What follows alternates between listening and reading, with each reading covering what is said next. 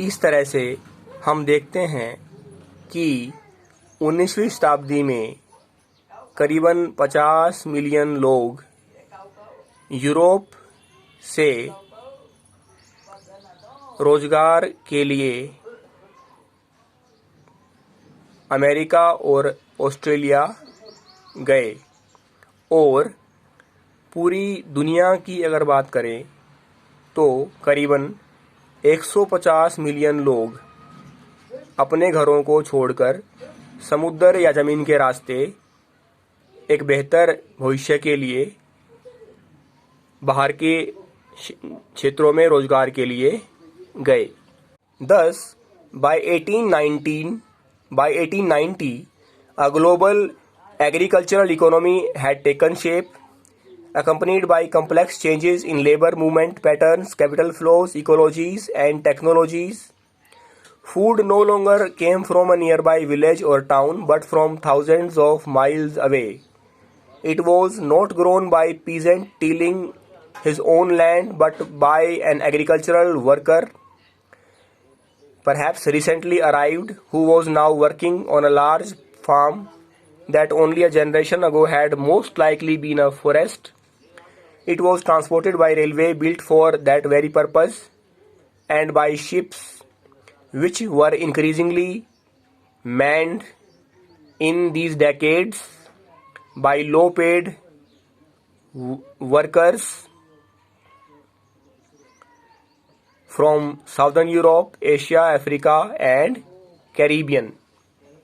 इस तरह से हम देखते हैं कि 19वीं शताब्दी के अंतिम दशक तक एक वैश्विक कृषि अर्थव्यवस्था रूप ले चुकी थी,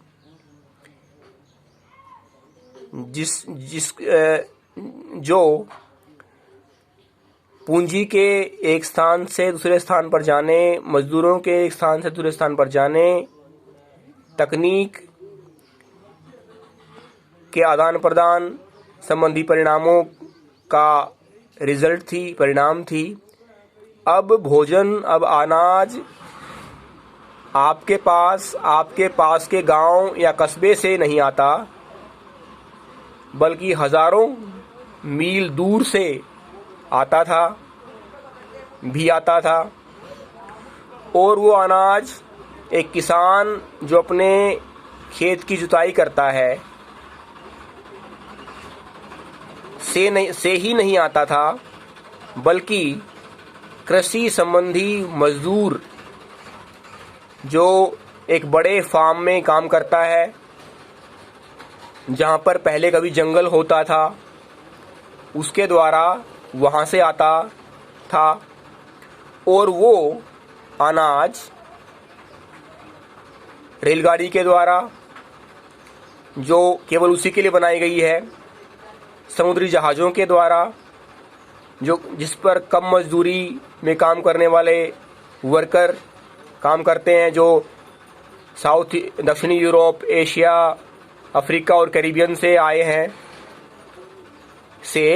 या के द्वारा आता था. Some of the dramatic change, though on a smaller scale, occurred closer home in West Punjab. Here, the British Indian government built a network of irrigation canals to transform semi-desert wastes into fertile agricultural lands that could grow wheat and cotton for export. The canal colonies, as the areas irrigated by the new canals were called, were settled by peasants from other parts of Punjab. Of course, food is merely an example. A similar story can be told for cotton, the cultivation of which expanded worldwide to feed British textile mills. Of rubber, indeed, so rapidly did regional specialization in the production of commodities develop that between 1820 and 1914, world trade is estimated to have multiplied 25 to 40 times. Nearly 60% of this trade comprised primary products, that is agricultural products such as wheat and cotton and minerals such as coal.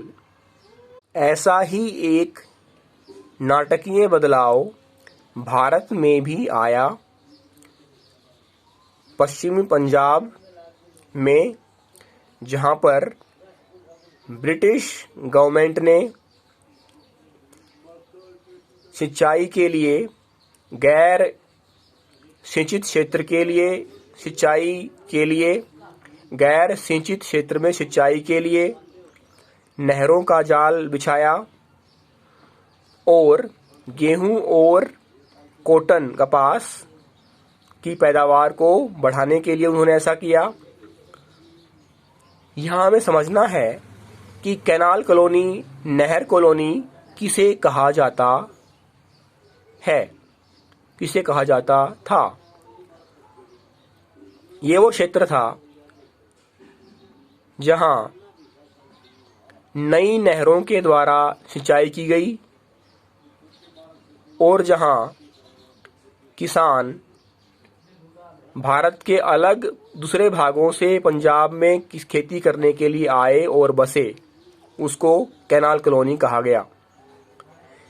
इसी तरह की गेहूं और cotton, गेहूं के अलावा यही कहानी हम कॉटन के बारे में भी, उसके उत्पादन के बारे में भी हो सकती है।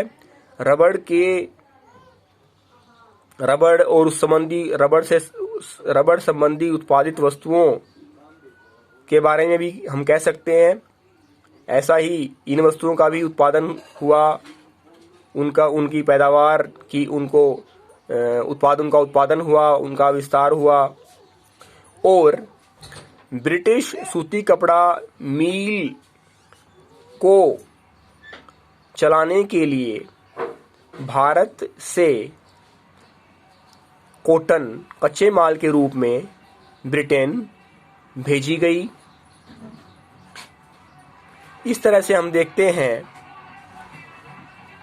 1820 और 1914 के बीच में जो व्यापार है, जो वर्ल्ड ट्रेड है, वो 25 से 40 गुना बढ़ गया और इस व्यापार का 60% हिस्सा केवल प्राइमरी सेक्टर या प्राइमरी प्रोडक्ट्स का ही था, जिनमें गेहूं, कॉटन और खनिज जिनमें कोयला मुख्य था। थैंक्स।